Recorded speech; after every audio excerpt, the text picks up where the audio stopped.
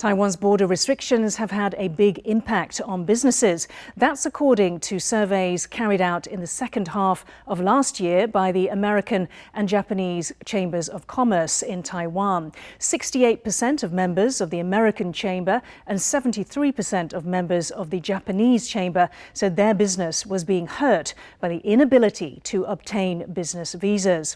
The American Chamber said Taiwan's entry restrictions would impede over $400 million in transactions and lead to the possible cancellation of at least 22 investment projects. Our reporter, Louise Watt, spoke to Andrew Wylegala, the president of the American Chamber of Commerce in Taiwan, to find out more. Today, as you know, the quarantine policy has been reduced from 7 days to 3. Now, is this enough, or how critical do you think it is for there to be no quarantine as soon as possible? I would say that it's very welcome that we have moved to the 3+4 regime. It represents an obvious more than 50% improvement over the prior 7+7 regime. But I would say it is not enough, and it's coming a little bit too late.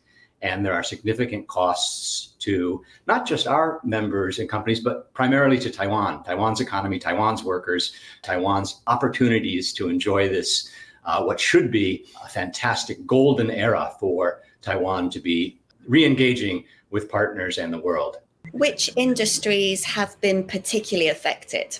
So I would say across the industrial and consumer-facing sectors, everyone has been impacted. Tourism, of course, we have a lot of members who are in the hospitality trades, most significantly. But my main takeaway would be to say it's across the board. It's hurting the ITC sector, it's hurting energy, it's hurting medtech and pharmaceuticals.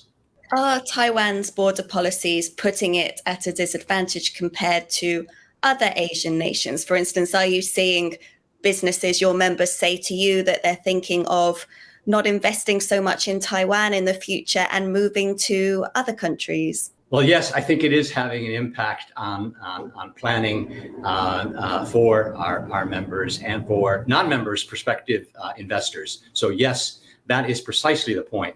While it's forward progress and it's difficult progress by Taiwan, this is a competition and it's relative to who else. So Taiwan is falling back behind regional competitors that are opening far faster in Asia and across the world. I would highlight Korea, Singapore, Australia, Vietnam, even Japan.